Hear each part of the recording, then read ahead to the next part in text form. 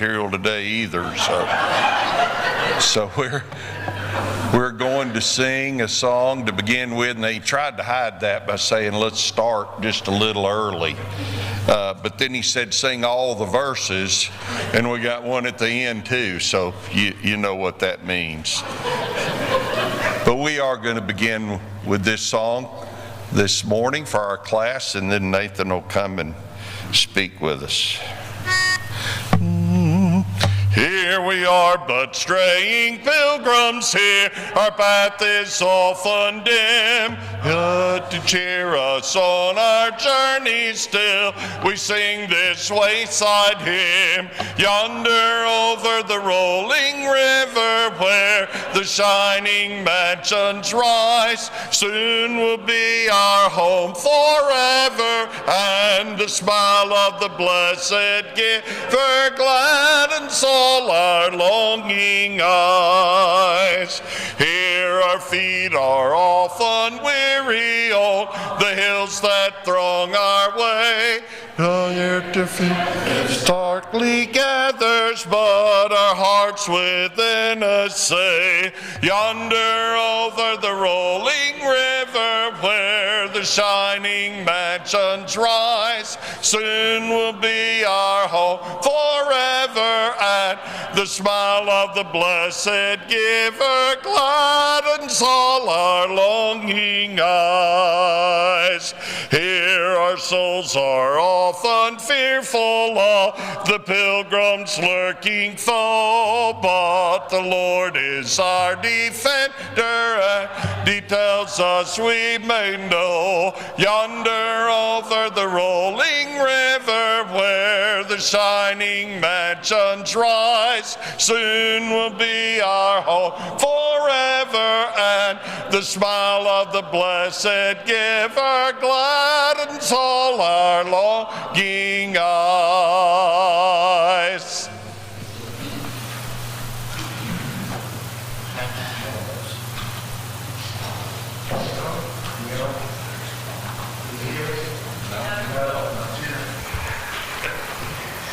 I don't know if there we go. Is that better?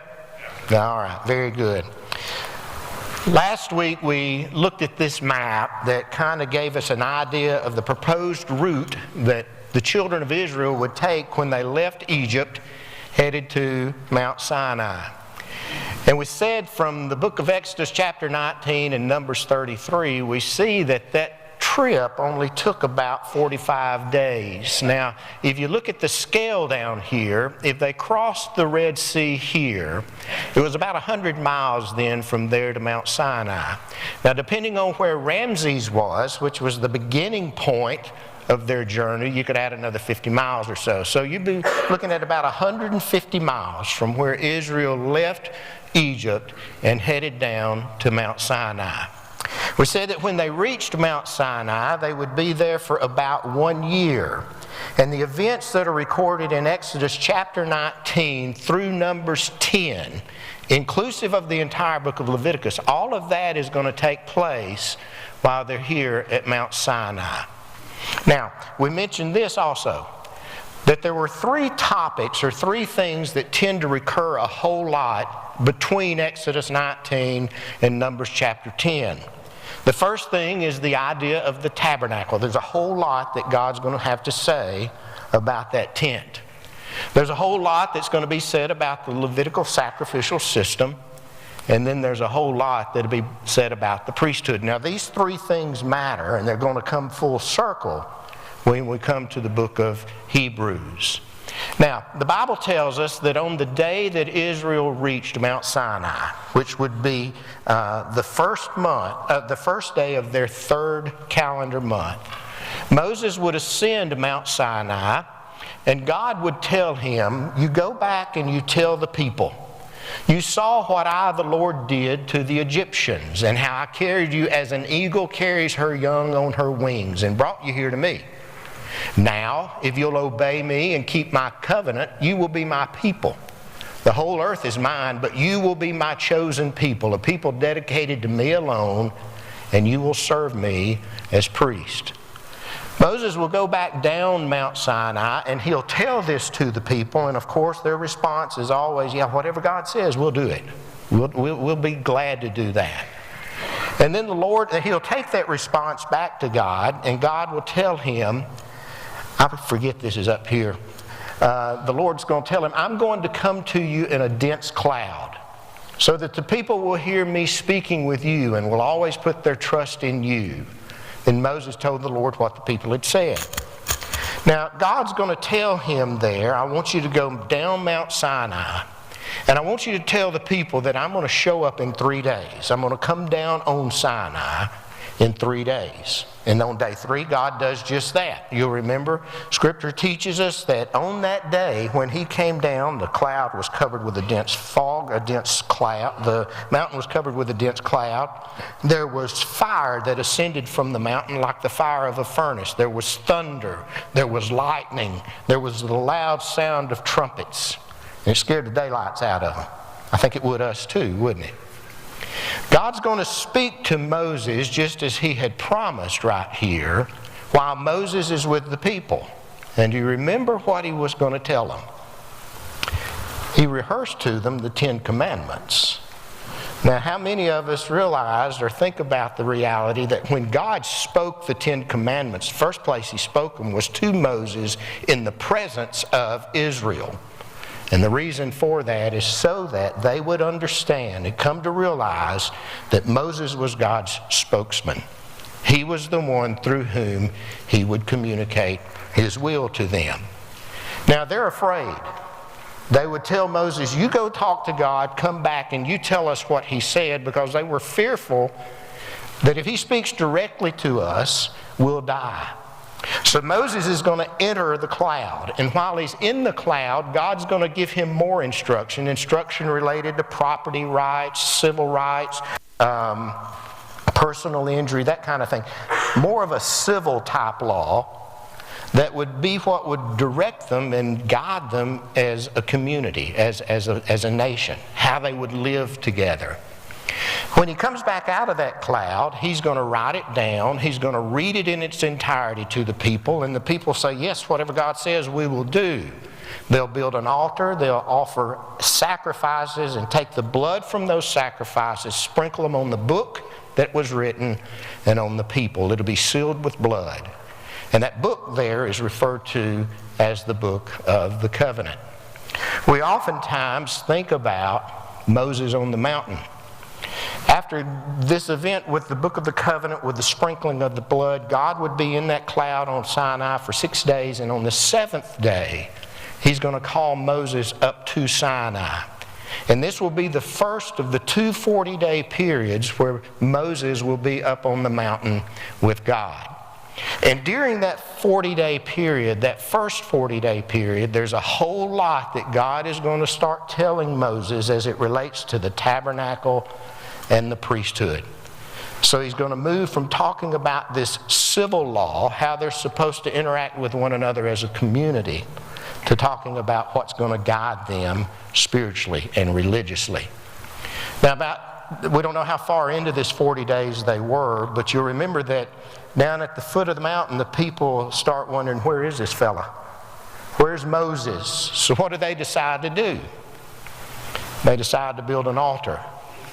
Tear the rings off, throw it into the fire, and out jumps a calf. Okay? God will tell Moses, you need to get down the mountain. And he'll tell them in chapter 32, verse 8, they have quickly turned away from what I have commanded them. What had God told them? What had he commanded them? Remember right here, the 10 Commandments, what was the very first thing God said to his people? You shall have what? No other gods before me. And they're doing exactly what God had told them not to do. He comes down the mountain, they deal with the situation at the bottom of the mountain, and then he was going to go back up the mountain in Exodus 34 for another 40 days and 40 nights. So it takes them 45 days to get from Egypt to Mount Sinai. They'll be at Sinai for about a year, and almost 3 months of that time, Moses is up on that mountain with God. And he's given him a whole lot of instruction while he's up on the mountain related to the tabernacle, related to the priesthood. So when he comes down the mountain, they've got to get busy. And at the very end of the book, in chapter 40, we see that they have finally completed the tabernacle. Remember, the tabernacle was supposed to represent the presence of God. There would be, the court here. And in the court, you had the altar of burnt offering, and then you had a laver here, was where the priest would wash before they entered the tabernacle proper. And in the first component of the tabernacle, that's the holy place. You've got the table of showbread, you've got the lamp that was to be burned continually, and then the altar of incense, which was before the veil. Notice that on the altar of incense, there are horns. That'll come back up shortly. And then this is the veil that separated the holy place from the most holy place, within which was the Ark of the Covenant, where the high priest would go once a year. But it says that on the first month of the second year, on the first day of the month, the tabernacle was erected. Does that matter to y'all? How many times you read through this and see these dates, these times, and all this kind of stuff? Our God is very specific. And as we read through here, he's telling us what happened, when it happened, and where it happened. This is history. It's real. It's not a Harry Potter book. Okay? God wants us to understand this is reality. And I think it helps us to kind of put some of this into perspective as to what happened when and the time frame. Because I think we struggle with that sometimes. So from the time they left Egypt until the time they arrived at Sinai was 45 days. From the time they leave Egypt until the tabernacle is erected is 50 weeks. Now, when did they leave Egypt? On what festival? Passover. Okay? Passover is going to occur on the 14th day of their first month. So they get the tabernacle built, and in 14 days they're going to celebrate the 1-year anniversary that they've left Egypt, and specifically they're going to celebrate that first Passover out of Egypt. Now, it's one thing to get that tabernacle built. It's another thing to have everything and everybody prepared to worship. And so between this day and this day, there's a whole lot that's got to happen to get the priest ready, to get the furniture ready, to get everything ready to call God's people to celebrate that feast. The next thing that we can see here is that between the time the tabernacle is erected and the time that Israel leaves Mount Sinai, it's only 7 weeks. A very short period of time. And during that period of time, the Book of Leviticus is going to be given. Okay, so that's a little timeline. Hopefully that'll help make some of this make a little bit of sense. What I want us to do this morning is look then at the Book of Leviticus. We may or may not get through all of it. Elaine came up to me earlier and said, I read that chapter 1 and 2, and I don't know what in the world you're going to do with all those numbers. Michelle caught me the other night coming through the house. What in the world are we supposed to do with all these numbers? I said, just hold on. We're going to get there. But I got to thinking, I think we need to lay a good foundation with what goes on up to the point of the book of Numbers, and hopefully some of this will help. So we've worked our way through Genesis, we've worked our way through Exodus.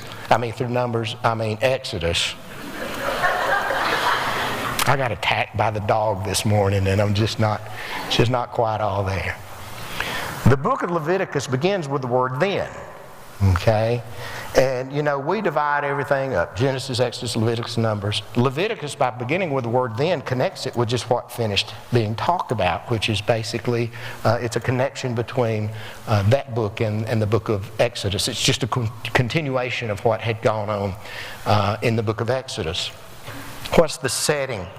The setting for the book of Leviticus takes place at the tent of meeting. Now, you and I, when we think tent of meeting, our mind automatically goes to the tabernacle. But did you know that prior to the erection of the tabernacle proper, Moses had established a, quote, tent of meeting outside the camp?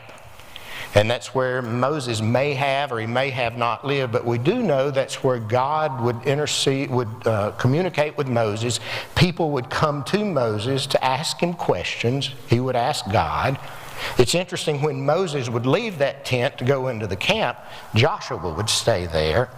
So there was a, quote, tent of meeting, and in time this came to be the tabernacle proper would be called or referred to as the tent of meeting. And that's where the things in the book of Leviticus take place.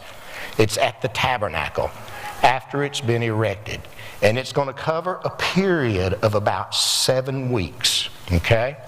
Now, in the book of Leviticus, it's going to come from a word in the Septuagint, or the Greek New Testament, which means that which pertains to the Levites. We're going to see that everybody had a task. There was a task for everybody had a job. Everybody had something to do, and so it was with the Levites. And theirs is specifically going to be related to Israel's spiritual walk. There are two major themes in the book of Leviticus. The first one is the idea of sacrifice, and the other one is the idea of sanctification. And there's some key words that we're going to run across when we get into the book. The first one's the word holy. That word holy shows up about 90 times in the book of Leviticus. Key verse in the book would be chapter 19, verse 2. You are to be holy as I, the Lord your God, am holy. The word sanctification, which carries with it the idea of being set apart, is going to show up about 20 times. And then the word atonement, 45 times. Atonement it means reparation. It means repayment for a wrong that's been committed. So what in the world does this try to convey? We mentioned last week that we need to understand this book. We need to understand the Pentateuch, the law of Moses. And Paul would say that this is leading us. It's a schoolmaster, it's a teacher, it's a tutor to lead us to Jesus. So what is there in this that we need to walk away understanding? What we need to walk away is that this is a bloody, messy book. When you start talking about sin, you start talking about a big, big mess. And if it's going to be something, if man is going to be brought back together with his Creator, it's messy. It's a bloody mess to bring him back into relationship with his Creator. So when I look at the purpose of this book, we've already made the comment that in Genesis we see that sin separates us from God. This book, with all these sacrifices, shows us the gravity of sin. It shows us how messy sin can be. It separates us, and we see that only through a sacrifice, only through the shedding of blood, through a death, through a substitution, could there be anything where man could come back into the presence of God. For those people, it would clean them up ceremonially, but it never would forgive their sins completely. It never would forgive sin. It would just allow them to come into the presence of God.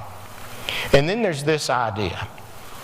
If you realize the gravity of sin and what it takes to pay for sin, what's that going to do to you? It should motivate you to live a holy, sanctified, changed, committed life. And I think that's part of what we're supposed to walk away from the book of Leviticus seeing, is it took a lot of blood being shed just to clean them up to come into the presence of God. There's a verse in the book of 1 Peter, and we're familiar with this. Peter would say, rid yourselves of all malice, deceit, hypocrisy, envy, and slander, and like newborn babes long for the pure milk of the word, so that by it you may grow in respect to your salvation, if you have tasted the kindness of the Lord. Let's work that backwards. If you've tasted the kindness of God, His compassion, His mercy, His grace, and goodness, what are you going to want to do? Naturally, you're going to want to get rid of those things that would interfere with your relationship with Him. The malice, the deceit, the envy, the attitudes of the heart that are contrary to the nature and the character of God. It's the same thing in the book of Leviticus. If we come to understand all it took to bring man back into a relationship with God where he could just ceremonially stand in the presence of God. The idea is it ought to change character. Now, when you apply that to what Jesus has done for us, it should certainly change our hearts and change our walk. Now, first 7 chapters of Leviticus. I started to peruse this, but I thought we ought to spend a little bit of time on this. We don't talk about this much.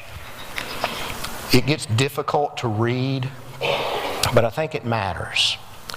Under the Old Covenant, there were 5 primary sacrifices, and every one of these have a purpose of pointing ahead to some portion or part of what Jesus did for us on the cross. You'll see there was the burnt offering. The second one was the meal offering, and then there was the peace offering. These were voluntary offerings. These are offerings that when you came to God, you came to Him as a worshiper. But then the next 2, the sin offering and the guilt offering, were offerings that were offered when you recognized sin. You acknowledged sin, and you're coming before God as one who is in sin and who needs to have sin taken away. Now, what I want us to do is look at these a little bit more deeply and think about how does this apply to what Christ did for us? Because remember, all of this is pointing ahead to Jesus and things He has done for you and me. What about the burnt offering? The burnt offering, it was to be a male, and it was to be a male that was unblemished. Okay, when you think about Jesus, in 1 Peter chapter 2, verse 22, Peter's going to quote Isaiah, and he's going to talk about how this coming Savior knew no sin. He knew no sin. It wasn't a part of who He was. It wasn't His nature. In the book of Hebrews chapter 4, verse 15, we have a faithful high priest who is without sin. Jesus was completely unblemished. He was completely untarnished by sin. It was a voluntary sacrifice. John chapter 10, I lay down my life of my own initiative. Nobody takes it from me. I lay it down of my own will. And then there's this idea of the whole burnt offering. Sometimes the burnt offering is just referred to as the whole burnt offering. Now, you have to go back and look at how this would play itself out. If you were bringing a burnt offering, you as the worshiper would lay your hand on that animal. You as the worshiper would slay that animal. You cut the throat, where's the blood go? It goes everywhere. It's on the ground. It's on you. There's people here who hunt. I've got one right here shaking his head. You cut the throat, you know where it's going. It's messy. There's blood everywhere. As the worshiper, you slayed the animal. As the worshiper, you skinned the animal. As the worshiper, you gutted the animal. As the worshiper, you dismembered that animal. You presented that to the priest. He washed it. He put it on the altar. And it was offered up in its entirety with the exception of the skin. How does that apply to Jesus? How does this idea of a whole burnt offering apply to Christ? Christ offered His hands and feet to me, didn't He? For me.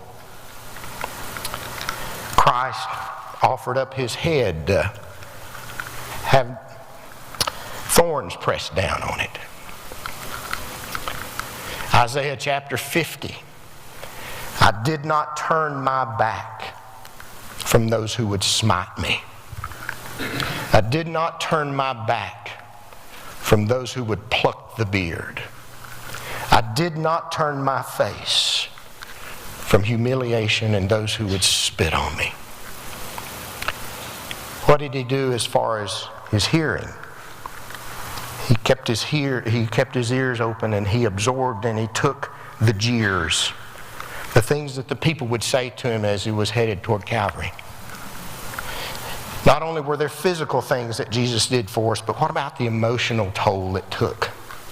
My God, why have you what? Why have you forsaken me? Do you see in Jesus the idea of the whole burnt offering? Jesus gave himself to be consumed completely for us. He gave himself totally for us, wholly over, W-H-O-L-L-Y, completely, to suffer for us. The next one would be this meal offering, also known as the grain offering. This could be offered in one of 5 forms. It could be fine flour. It could be baked in an oven, fried in a pan, made in a griddle. Or it could be roasted grain that was ground up and offered. But it's interesting, there are a few things that are mentioned here along with this. One of them, it was taken and offered up with salt. Salt preserves. It allows the maintaining of purity. Another thing that's mentioned here is it was not to be offered with yeast or with honey. Now, why might that be? What happens with honey or with yeast over time? Does it remain pure? It changes, it transforms. The idea here is Jesus, the bread of life, was a pure sacrifice. In 2 Corinthians chapter 5, verse 21, God made him who knew no sin to what? Be sin on our behalf. He knew no sin. He was completely pure. And the sacrifice of Jesus speaks to his character, his purity, complete purity. What about the peace offering?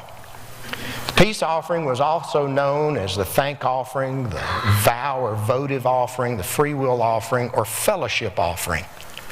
This was an offering where everybody, God, the worshiper, and the priest participated. There was something in there for all of them. There was a portion that all of them would share in. So that's the concept behind a fellowship offering. And it was not so much to obtain peace as much as it was to celebrate the peace that existed between God and man. How does that apply to Jesus? In Romans chapter 5, verse 1, we have peace with God through who? Jesus. Ephesians chapter 2, verse 14 and 17, we have peace with one another because of who? Jesus. Colossians chapter 1, verse 20, he's reconciled us to God through himself. He's made peace with us and God through the blood of the cross of Jesus. Jesus is our offering that brings us peace. Something these people never enjoyed or understood in fullest. Then there's the sin offering. It's offered for sins that were committed in ignorance. And it depended on your station in life or your position in the community. For instance, if you were a priest, there was an offering. If you were a leader among the people, there was an offering. If you were a common man, there was a different offering. But this one's interesting. It was the means by which ultimately you were declared clean to allow you to come into the you were looked at as ceremonially clean. You know, Peter would say in 1 Peter chapter 2 that he bore our sins in his body on the cross. There's no doubt that we see Jesus in this sin offering. But there's a very interesting reference made to this in Hebrews chapter 13. If you go back and look at the way the sin offering played out, you would bring that offering to the priest. Again, you would slay the animal. The blood of that animal would be collected, and it would be taken inside the holy place. And it would be sprinkled in front of the veil where the altar of incense was. And then some of that blood would be put on those horns that were on that altar of incense. And then the blood taken out and basin of blood poured out at the altar that was in the courtyard. Do you know what happened to the body? The body wasn't burned up in the normal place, in the courtyard. It was taken outside the camp. What happens in Hebrews 13? In Hebrews 13, it makes a reference to this. Jesus took his blood into the very presence of God to offer it as an atoning sacrifice for our sins. Where was Jesus crucified? Outside the camp. Outside the city of Jerusalem. References after references, images here that all point ahead to Jesus and what he did on our behalf. And then there was the trespass offering. also known as the guilt offering. It went beyond just the sin offering, which emphasized the sin. This emphasizes the harm that was done by sin. It emphasizes the cost of sin. On this sacrifice, it was it was probably the most costly sacrifice, and it could be for a variety of reasons. For instance, let's say you defrauded someone and found out that you had defrauded them. On the day that you went to make this right, you were to take a ram. Now, think about that. These were not rich folk. Think about what it would cost them to find and to purchase or to give up a ram. And in addition to that, you were to pay that person back in full plus 20%. The whole idea is to convey how much harm sin does and how much it costs to reconcile people to one another and to God. 5 sacrifices, and all of them point to Jesus. How Jesus offered himself up completely for us. How Jesus was pure.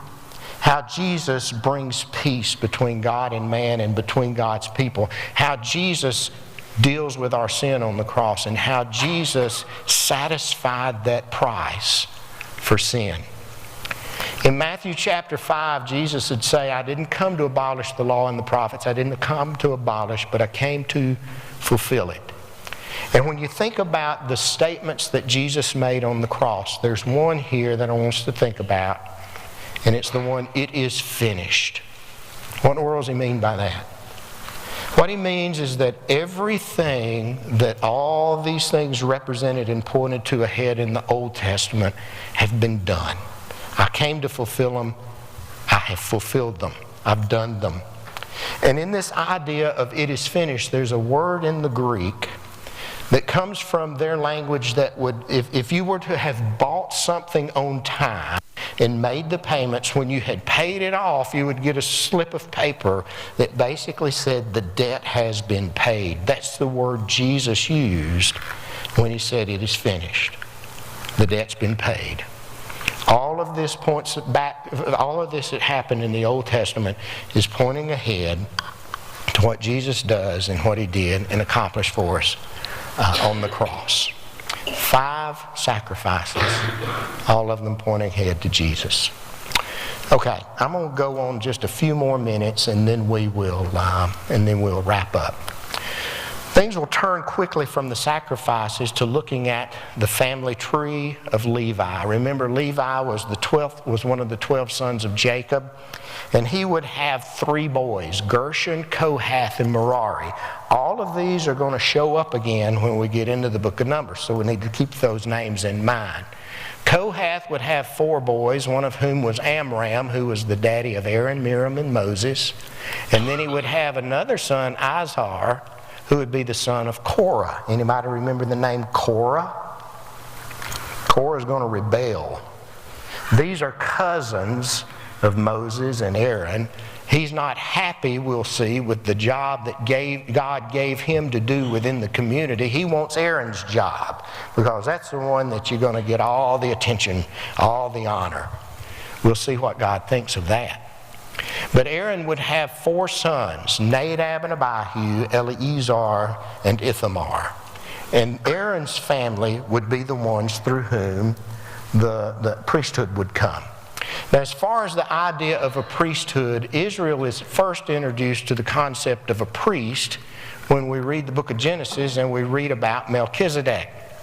After him will be a reference to a priest in Genesis 41. This is where Joseph is in Egypt. Remember, he had ascended to the throne and was second in command. And I've always found this one interesting. Pharaoh says, I'm going to do you a favor. I'm going to get you a wife. And guess who he gives as a wife? Somebody else's daughter. He wasn't going to give him his daughter. He gives him the daughter of one of his priests. And then we know Jethro, his father-in-law, was a priest in the land of Midian. Now, remember the promise that God made. He said, if you'll obey me and keep my covenant, you'll be my people. The whole earth is mine. You'll be my chosen people, a people dedicated to me alone, and you will serve me as priest. Now, in Exodus chapter 19, the Lord is going to speak to Moses and tell him, go down the mountain. And when you go down the mountain, and this is right before he descends on Mount Sinai, he says, I want you to set up boundaries and tell the priest, don't come up here. Okay? So what we see is that before we have the establishment of the Levitical priesthood, Israel's already familiar with the concept of priest. And there appears to have been some kind of priesthood that was already in place. Aaron and his sons, when Moses is up on the mountain those first 40 days, will be set apart. Theirs will be the family through whom the priest would descend. But God doesn't forget the family of Levi. When Moses comes down the mountain, he's going to find the people committing idolatry around that calf. And do you remember he will say, who is on the Lord's side? And who will step up? The tribe of Levi. And he will say on that occasion that dedicate yourself today to the Lord, for every man's been against his son, against his brother, in order that God may bestow a blessing on you. What was the blessing that was going to come to the tribe of Levi? Well, the blessing was that God was going to allow them to be the people who would support Aaron and his sons in the ministry that went on at the tabernacle. So the way it plays out is that Aaron and his descendants would serve as priests. The tribe of Levi was given them to assist in their priestly duties and to tend to certain duties associated with the tabernacle. So you've got the high priest and the priest. Those are the ones who would descend through the family of Aaron. And then there were the Levites, who were basically the cousins, the offspring of those three sons of Levi. And we'll see them a little bit later when we get into the book of Numbers. And hopefully we'll get at least to chapter 1 next week. But if we were to remember one thing today, sin is messy. Sin is costly. And God, through the book of Leviticus, through all those sacrifices, intends for us to understand how serious it is and the sacrifices that have to be made if man is going to be brought back into a relationship with Him. And especially what had to be done for us to be brought back into a relationship with Him through Jesus. So that's where we'll end today. Charles, if you'll finish us up with a song, then we'll be dismissed so everyone can prepare for the next service.